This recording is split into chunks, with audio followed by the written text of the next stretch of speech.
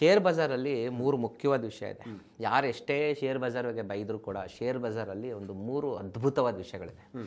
Number 1, it is scalable. Okay. ಯಾಕೆಂದರೆ ಇವಾಗ ನೀವು ಒಂದು normal real estate contractor builder ಆಗಿರ್ತೀರಾ, ನೀವೊಂದು 4 ಫ್ಲ್ಯಾಟೋ 8 ಫ್ಲ್ಯಾಟ್ ಕಟ್ಟೋ ಮನುಷ್ಯ 8,000 ಫ್ಲ್ಯಾಟ್ ಕಟ್ಟೋ ಕನಸು ಕಾಣೋದಕ್ಕೆ ಅಷ್ಟು ಈಸಿ ಇಲ್ಲ. ನೀವು ರಕ್ತ ಸುರಿಸ್ಬೇಕು. ನಿಮ್ಮ ಜನ್ರೇಷನ್ಗೆ ಆಗುತ್ತೆ ಅಂದರೆ ಗ್ಯಾರಂಟಿನೂ ಇಲ್ಲ. ನೀವೊಂದು 3 ಜನ್ರೇಷನ್ನು ಕಾಯಬೇಕಾಗಬಹುದು. ಶೇರ್ ಬಜಾರ್ ಹಂಗಲ್ಲ. 1 ಲಾಟ್ ಮಾಡೋದ್ರಿಂದ 1000 ಲಾಟ್ ಮಾಡೋದಕ್ಕೆ it's A matter of time. ಅದು ಒಂದು. Second, share Bazaar is democratic. Okay. ಅದು ಇವನು ಆ ಜಾತಿ, ಇವನಿಗೆ ರಿಸರ್ವೇಷನ್ ಕೊಡು, ಇವನ ಆರ್ಡ್ರ್ ಮೇಲೆ ಕಳಿಸು, ಇವನ ಆರ್ಡ್ರ್ ಕೆಳಗೆ ಕಳಿಸು, ಇವನ ಆ ಮತ, ಇಂಥದ್ದು ಏನೂ ಇಲ್ಲ ಶೇರ್ ಬಜಾರ್ಗೆ. ಓಕೆನಾ. 3ನೇದು, ಶೇರ್ ಬಜಾರಲ್ಲಿ ನೀವೊಂದು ವ್ಯಾಪಾರ ಶುರು ಮಾಡಿದ್ರೆ ನಾನು ಇಷ್ಟೇ ಕಳಿಯೋದು, ಇದ್ರ ಮೇಲೆ ನಾನು ಕಳಿಯಲ್ಲ, ಇದು ಕಳೆದ್ರೆ ನನ್ನ ಅಂಗಡಿ ಮುಚ್ತೀನಿ ಅನ್ನೋ ಒಂದು ಕ್ಲಾರಿಟಿ ಇರುತ್ತೆ. ಈಗ ನಾಳೆ ನೀವೊಂದು ಹೋಟೆಲ್ ಹಾಕಿದ್ರೆ ಅಂತ ಇಟ್ಕೊಳ್ಳಿ, ಆ ಕ್ಲಾರಿಟಿ ನಿಮ್ಗೆ ಬರಲ್ಲ. ಎಲ್ಲೆಲ್ಲೋ ಹರಿದೋಗುತ್ತೆ ಹಣ. ಇಲ್ಲ ಹಂಗಲ್ಲ, ಸರಿ ನಾನು ಈ ತಿಂಗಳು 10,000 ಮೇಲೆ ನಾನು ಲಾಸ್ ಮಾಡಲ್ಲ, ಈ ತಿಂಗಳು 50,000 ಮೇಲೆ ನಾನು ಲಾಸ್ ಮಾಡಲ್ಲ, ಈ ವರ್ಷ 10 ಲಕ್ಷ ಮೇಲೆ ನಾನು ಕಳಿಯಂಗಿಲ್ಲ ಅಂತ ಒಂದು ಸೆಲ್ಫ್ ಡಿಫೈನ್ಡ್ ರೂಲ್ ಸೆಟ್ ಮಾಡ್ಕೊಂಡ್ರೆ ಅಷ್ಟರಲ್ಲೇ ಆಟ ಆಡ್ಬೋದು. ಇದು ಶೇರ್ ಮಾರ್ಕೆಟ್ನಲ್ಲಿರೋ ಒಂದು ಪಾಸಿಟಿವ್ ಆಸ್ಪೆಕ್ಟ್. ತುಂಬ ಫ್ಲೆಕ್ಸಿಬಲ್ ಇದೆ ಅಂತ ಹೇಳ್ತೀರಿ. ಅದು ಫ್ಲೆಕ್ಸಿಬಲ್ ಇದೆ, ಬಟ್ ನಮ್ಮ ಪ್ರಾಬ್ಲಮ್ ಏನಂದರೆ ನಾವು ಅದನ್ನು ಯಾವುದೂ ಫಾಲೋ ಮಾಡಲ್ಲ, ರೀಚ್ ಮಾಡ್ತೀವಿ. And knowledge is not equal to profit. ನೀವೆಷ್ಟು ಕಲಿತೀರೋ ಅಷ್ಟು ದುಡ್ಡು ಮಾಡ್ತಾರೆ ಅನ್ನೋದು ಸುಳ್ಳು. ಕಲ್ತವ್ರೆ ಜಾಸ್ತಿ ತಪ್ಪು ಮಾಡ್ತಾರೆ. ಕಲಿಯೋದು ಬೇರೆ, ಫಾಲೋ ಮಾಡೋದು ಬೇರೆ. ಕರೆಕ್ಟ್. ಈಗ ಸೂರ್ಯ ನಮಸ್ಕಾರ ಕಲಿತೀರಾ, ಆಯಿತಾ? ಸೂರ್ಯ ನಮಸ್ಕಾರ ಆರೋಗ್ಯಕ್ಕೆ ಒಳ್ಳೆಯದು. ಓಕೆ, ಕಲ್ತ್ಬಿಟ್ರಿ ಸೂರ್ಯ ನಮಸ್ಕಾರ ಒಂದು 15 ದಿನ, ಒಂದು ತಿಂಗಳು ಹೋಗ್ಬಿಟ್ಟು ಒಳ್ಳೆ ದೊಡ್ಡ ಯೋಗ ಗುರು ಹತ್ರ.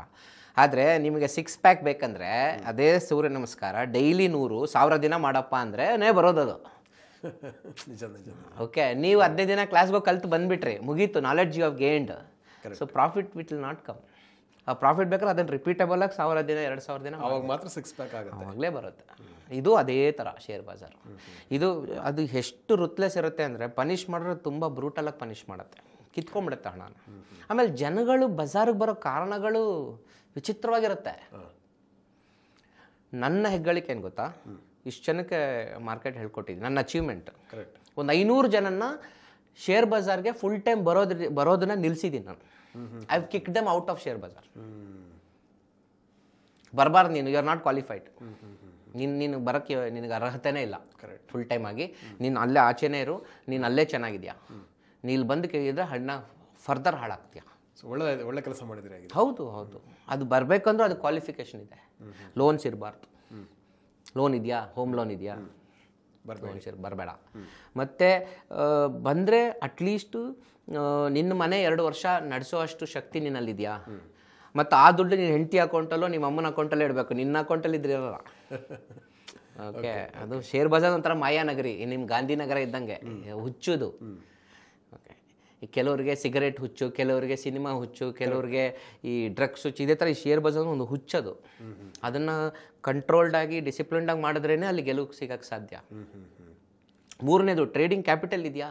50,000 ಇಟ್ಕೊಂಡು ಬರ್ತಾನೆ, 50,000 ರೂಪಾಯಿ ಇಟ್ಕೊಂಡು 50 ಲಕ್ಷ ಕನಸು ಕಾಣ್ತೀನಿ ಅಂತ ಚಾನ್ಸೇ ಇಲ್ಲ. ಅವನೊಬ್ಬ ಒಂದು ಸರಿ ಬಂದಿದ್ದ, ಒಂದು 5 ವರ್ಷಕ್ಕೆ ಮುಂಚೆ, ಒಂದು 8 ವರ್ಷಕ್ಕೆ ಮುಂಚೆ ತಮಿಳ್ನಾಡಿಂದ ಬಂದಿದ್ದ ಹುಡುಗ. ಯಾವುದೋ ಕಂಪ್ನಿಲಿ ಕೆಲಸ, ಹಿಂದಿ ದಿನ ಬಾಸ್ ಬೈದಿದ್ದಾನೆ, ರೆಸಿಗ್ನೇಷನ್ ಆಗಿ ಬಂದುಬಿಟ್ಟಿದ್ದಾನೆ. ನಾನು ನೋಟಿಸ್ ಪೀರಿಯಡ್ ಸರ್ವ್ ಮಾಡಲ್ಲ, ನಾನು ಟ್ರೇಡಿಂಗ್ ಮಾಡ್ತೀನಿ. ನಿಂಗೆ ಯಾರಪ್ಪ ಹೇಳಿದ್ದು ಟ್ರೇಡಿಂಗ್ ಮಾಡಲಿ ದುಡ್ಡು ಅಷ್ಟು ಕೊಡುತ್ತೆ ಅಂತ ನಿನಗೆ? ಸಾರ್ ಮೊನ್ನೆ ಯಾವಾಗಲೂ ಒಂದು ಕುರು ಟ್ರೇಡ್ ಹಾಕಿದೆ, 5,000 ಬಂತು, ನನ್ನ ಫ್ರೆಂಡ್ ತೋರಿಸ್ತಾ. 5,000 ಡೈಲಿ ಮಾಡ್ರೆ ಎಷ್ಟು ಮಾಡ್ಬೋದು ನೀವು ಬೇರೆ? ಇಲ್ಲಪ್ಪ, ಅದನ್ನ ರೀಸೆನ್ಸಿ ಬಯಾಸ್ ಅಂತ ಕರಿತೀವಿ, ಅದು ಲಕ್ ಅಂತ ಕರಿತೀವಿ. ಯಾವುದೋ ಒಂದು ಬಾಲ್ ಬರುತ್ತೆ, ಸಡನ್ನಾಗಿ 6 ಹೊಡೆದ್ಬಿಟ್ರೆ 1 ಬಾಲ್ 6, ಅಲ್ಲಿಗೆ 50 ಬಾಲ್ಗೆ 300 ರನ್ ಹೊಡಿತೀನಿ ನಾನು. ಹಂಗಾಗಲ್ಲ. ಫ್ಯಾಮಿಲಿ ಏನು, ನನ್ನ ಹೆಂಡತಿ ಗರ್ಭಿಣಿ, ಡೆಲಿವರಿಗೆ ಹೋಗಿದ್ದಾಳೆ. ಓಕೆ, ನಿನ್ನ ಹತ್ರ ಟ್ರೇಡಿಂಗ್ ಎಷ್ಟು ದುಡ್ಡಿದೆ? 1 ಲಕ್ಷ ಇದೆ. ಓಕೆ ಫೈನ್, ನಿಂದು ಫ್ಯಾಮಿಲಿ ಮೇಂಟೆನೆನ್ಸ್ ಎಷ್ಟು ಇಟ್ಕೊಂಡಿದೆ? 1 ಲಕ್ಷ. ಸೊ ಈ 1 ಲಕ್ಷ ಆ 1 ಲಕ್ಷ ಬೇರೆನಾ? ಇಲ್ಲ, 1 ಲಕ್ಷ. ಅವ್ನಿಗೇನು ಹೇಳೋದು? ಅವನು ಕರ್ಕೊಂಡೋಗಿ ಕಾಫಿಗೆ, ಶೇರ್ ನಿಮ್ಮ ಬಾಸ್ ದೇವರು, ಹೋಗಿ ಅವ್ನ ಕಾಲಿಗೆ ಬೀಳಿ ಹೋಗ್ಬಿಟ್ಟು ಅವ್ನಿಗೆ ಸಾರಿ ಹೇಳು. ಅವನಿಗೆ ಕಷ್ಟ ಕೊಡ್ತಾನೆ, ಟಾರ್ಚರ್ ಕೊಡ್ತಾನೆ, ತಿಂಗಳ ಕೊನೆಗೆ ಸಂಬಳ ಆದರೂ ಕೊಡ್ತಾನೆ. ಇದು ಸಂಬಳ ನಿನ್ನ ದುಡ್ಡು ಕಿತ್ತು ಕಳಿಸುತ್ತೆ. ಸಂಬಳ ಕೊಡೋದು ಆಮೇಲೆ ನಿನ್ನ ಜೇಬಲ್ಲಿರೋ ದುಡ್ಡು ಕಿತ್ತು.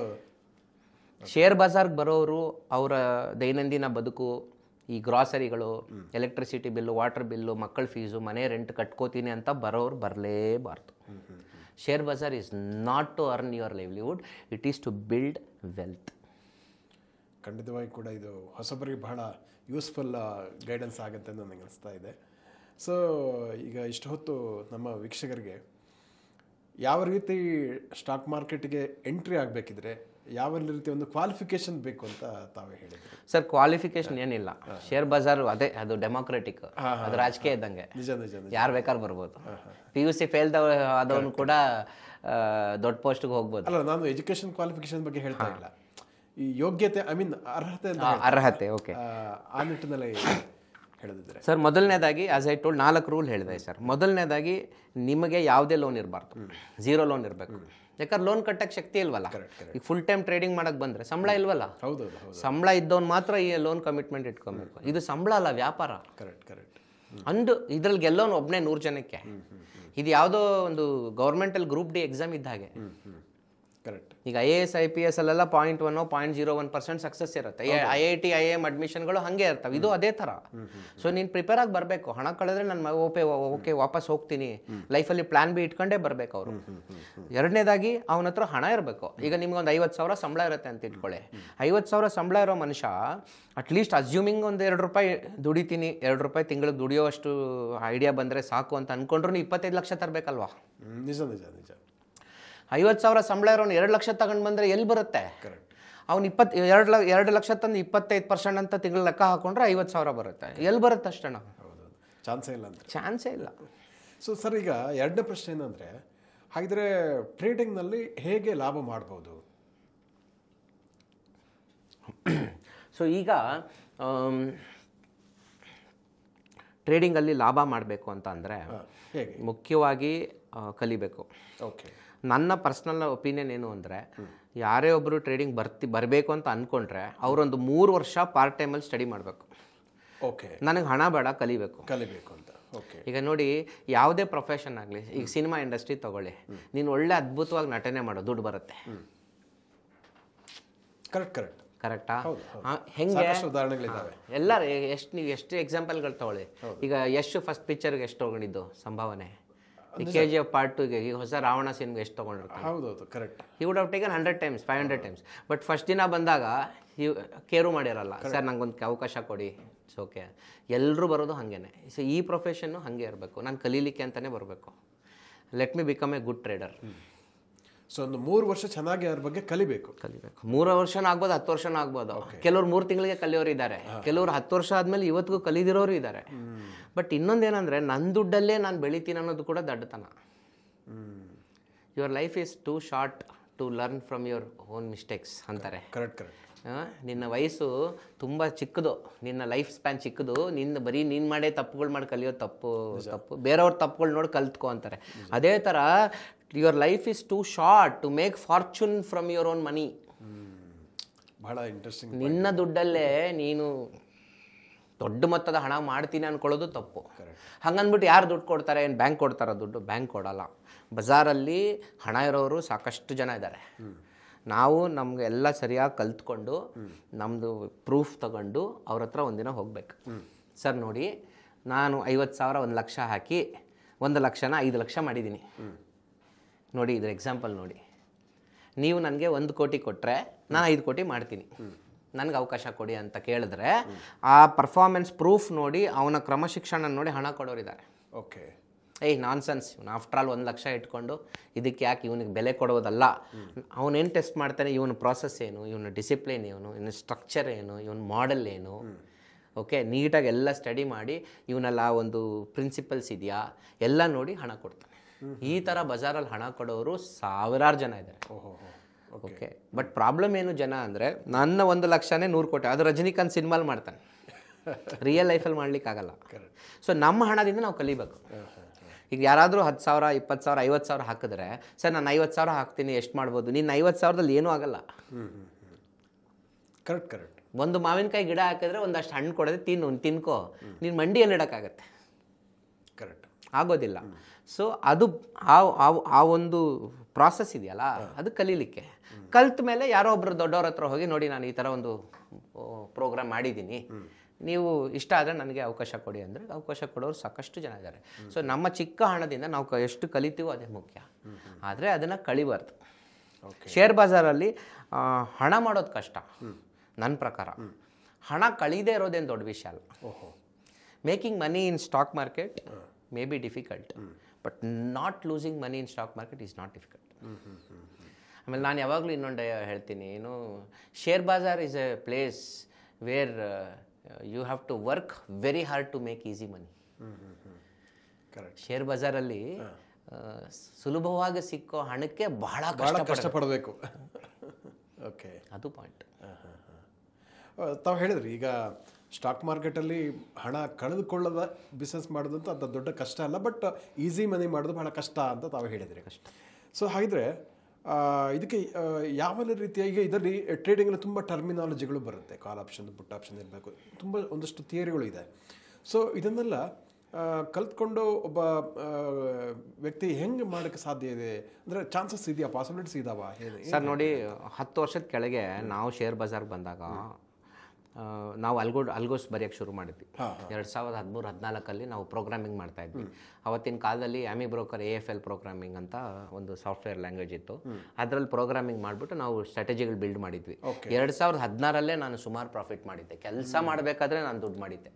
ನಾನು ಕೆಲಸ ಮಾಡಿದಷ್ಟು ದುಡ್ಡು ನಾನು ಆಮೇಲೆ ಮಾಡಲೇ ಇಲ್ಲ. ನಂಗೊಬ್ರು ಹೇಳಿದ್ರು, ನಿನಗೆ ಅಶೋಕ್, ನೀನು ಯಾಕೆ ಅಷ್ಟೊಂದು ದುಡ್ಡು ಇವಾಗ ಮಾಡ್ತಿಲ್ಲ ಗೊತ್ತಾ ನಿನಗೆ ಅಂತ. ಗೊತ್ತಿಲ್ಲ, ನೀನು ಹೇಡಿ ಆಗಿದೆ ಅವಾಗ. ಕಮಾನ್, ವಾಟ್ ಆರ್ ಯು ಟಾಕಿಂಗ್, ನನ್ನನ್ನು ಯಾಕೆ ಹೇಳಿ ಅಂತೆ ಅಂದರೆ, ಇಲ್ಲ ಸಂಬಳ ಬಂದಾಗ ನೀನು ಹುಲಿಯಾಗಿದ್ದೆ, ಈಗ ಸಂಬಳ ಇಲ್ಲ ನಿನ್ನ ಹತ್ರ, ನೀನು ಬೆಕ್ಕೆ ನನ್ನ ಪ್ರಕಾರ, ನಿನ್ಗೆ ಹೆದರಿಕೆ ಬರ್ತಾ ಇದೆ. ಯಾಕಂದ್ರೆ ನೀನು ನಾಳೆ ಬಗ್ಗೆ ಯೋಚನೆ ಮಾಡ್ಬೇಕು, ಇವತ್ತು ಮುಂಚೆ ನೀನು ಯೋಚನೆ ಮಾಡ್ತಿರ್ಲಿಲ್ಲ. ಭಾಳ ದೊಡ್ಡ ವಿಷಯ ಅದು. It's not A small thing. Correct. ಅಂದರೆ ನಾನು ಹೇಳಿದ್ನಲ್ಲ, ಲೋನ್ ಇರಬಾರ್ದು, 2 ವರ್ಷ ಕುಟುಂಬ ನಿರ್ವಹಣೆಗೆ ಹಣ ಇಟ್ಟಿರಬೇಕು. ಯಾಕಂದ್ರೆ ನೀನು ಮಾಡೋ R&D ಇಂದ, ನೀನು ಮಾಡೋ ಒಂದು ರಿಸ್ಕ್ ತಗೊಳ್ಳೋ ಒಂದು ವ್ಯವಹಾರದಿಂದ ಕುಟುಂಬಕ್ಕೆ ಕಷ್ಟ ಆಗಬಾರ್ದಲ್ವಾ. 3ನೇದು 1 ವರ್ಷ 2 ವರ್ಷ ನಾನು ಪ್ರಯತ್ನ ಪಡ್ತೀನಿ, ಸೋತ್ರೆ ಕೊನೆಯದಾಗಿ ಪ್ಲಾನ್ ಬಿ ಇಟ್ಕೋಬೇಕು ಬದುಕ್ಕೆ. ಇದು ಬಹಳ ವ್ಯಾಲಿಡ್ ಪಾಯಿಂಟ್. ಈಗ ನನ್ನ ತಮ್ಮ ಇನ್ಫೋಸಿಸ್ ಕಂಪನಿಯಲ್ಲಿ ಇಂಜಿನಿಯರ್ ಆಗಿದ್ದ. ಅವನು ಇಂಜಿನಿಯರಿಂಗ್ ಮಾಡಬೇಕಾದ್ರೆ 6ನೇ ಸೆಮಿಸ್ಟ್ರಲ್ಲೇ ಕೆಲಸ ತೊಗೊಂಡ, ಹ್ಯಾಪಿಯಾಗಿ ಆರಾಮಾಗಿದ್ದ. ಅಲ್ಲಿಂದ ಹೆಚ್ಚು US ವೀಸಾ ಸಿಕ್ತು. ಇನ್ನೇನು ಒಂದು 15 ದಿನಕ್ಕೆ ಹಾರಬೇಕಂದ್ರೆ ಅವ್ನಿಗೆ ಎಲ್ಲಿ ತಲೆ ಕೆಡ್ತೋ, ಇಲ್ಲ ನಾನು ಡೆಲ್ಲಿಗೆ ಹೋಗ್ತೀನಿ, ನಾನು UPSCಗೆ ಹೋಗ್ತೀನಿ, ನಾನು IPS ಆಗಬೇಕು ಅಂತ ಹೋದ. ಸುಮಾರು 6-7 ವರ್ಷ ಫುಲ್ ಹಾರ್ಡ್ ವರ್ಕ್ ಮಾಡ್ದ, ಆಗಲಿಲ್ಲ ಅವನ ಕೈಯಲ್ಲಿ. ಮತ್ತೆ ವಾಪಸ್ ಬಂದು ಆ 8 ವರ್ಷ ಡೆಫಿಸಿಟ್ ಇತ್ತಲ್ಲ, ಅದನ್ನು ರಿಕವರ್ ಮಾಡಬೇಕಲ್ಲ. ನನ್ಗೆ ಗೊತ್ತಿರೋಂಗೆ ಕಳೆದ 5-6 ವರ್ಷದಲ್ಲಿ ವಾರಕ್ಕೆ ನನ್ನ ಪ್ರಕಾರ 100 ಅವರ್ ಕೆಲಸ ಮಾಡ್ತಾನೆ. Nothing less sir.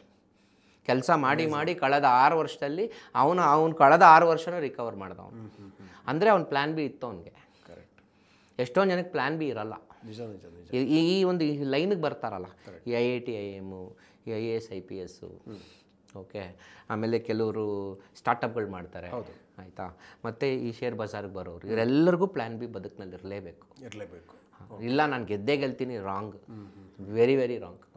ಮೊನ್ನೆ ಯಾರೋ ಒಬ್ಬರು ಫ್ರೆಂಡ್ ಮಗ ಸಿಕ್ಕಿದ್ದ, ಕ್ರಿಕೆಟರ್ ಆಗಬೇಕು ಅಂತ ಹುಚ್ಚು, ತುಂಬ ಪ್ಯಾಷನ್ ತೋರಿಸ್ತಾ. ಇಲ್ಲ ಬಸವನಗುಡಿಯಲ್ಲೇ ಸಿಕ್ಕಿದ ಹುಡುಗ. ಅವ್ರ ಅಮ್ಮ ಹೇಳಿದ್ರು, ನನ್ನ ಮಗನಿಗೆ ಅರ್ಥ ಆಗ್ತಿಲ್ಲ, ಓದ್ಕೋ ಅಂದರೆ ಇಲ್ಲ ಗೇಮ್ ಅಂತಾನೆ ಅಂತ. ಅವ್ನು ಕೇಳಿದ್ರೆ, ಇಲ್ಲ ಐ ವಿಲ್ ಗೆಟ್ ಸೆಲೆಕ್ಟೆಡ್ ಅಂತ. ಸಿಟ್, ಹೌದು Raja, you will get selected. What if there is one more guy who's better than you who might get selected. ನೀನು ಬುದ್ಧಿವಂತ, ನಿನ್ನ ಮೇಲೆ ನಂಗೆ ಡೌಟೇ ಇಲ್ಲ, you are a super talented guy, but ನಿನಗಿಂತ ಇನ್ನೊಬ್ಬ ಟ್ಯಾಲೆಂಟೆಡ್ ಇರಲ್ಲ ಅಂತ ನೀನು ಅನ್ಕೊಂಡಿದ್ಯಾ ಅಂದ. ಇಲ್ಲ ಅಂದ. ಮತ್ತೆ so there is a factor of luck. So plan B ಏನು? ಪ್ಲಾನ್ ಬಿ ಕರೆಕ್ಟ್, ಅಲ್ಲಿ ಪ್ರಶ್ನೆ ಬರುತ್ತೆ. ನಾಳೆ ನಿನ್ನ ಪ್ಲಾನ್ ಬಿ ಏನು? ಅಟ್ಲೀಸ್ಟ್ ಏನೋ ಡಿಗ್ರಿ ಮಾಡಿದ್ರೆ ನಿಂಗೆ ಒಂದು ಕೆಲಸ ಸಿಗುತ್ತೆ. ಸೊ ಅದಕ್ಕೆ ಅರ್ಥ ಮಾಡ್ಕೊ. ನೀನು 8 ಅವರ್ ಕ್ರಿಕೆಟ್ ಆಡು, ಒಂದು 2 ಅವರ್ ಓದು, 10 ಅವರ್ ಕ್ರಿಕೆಟ್ ಆಡಬೇಡ. ಯಾಕಂದ್ರೆ ಪ್ಲಾನ್ ಬಿ ಇಲ್ಲ ಅಂದರೆ you will become irrelevant. So ಅದು ಪ್ರಾಬ್ಲಮ್. ಸುಮಾರು ಜನ ಬಂದು ಶೇರ್ ಬಜಾರಿಂದ ವಾಪಸ್ ಹೋದವರು ಇದ್ದಾರೆ. ಕೆಲವರು ತುಂಬ ಕಮ್ಮಿ ಲೆವೆಲಲ್ಲಿ ಬಂದು ದೊಡ್ಡದಾಗಿ ಬೆಳೆದವ್ರು ಇದ್ದಾರೆ. ತುಂಬ ಸಕ್ಸಸ್ ಸ್ಟೋರಿ ಇದೆ ಸರ್.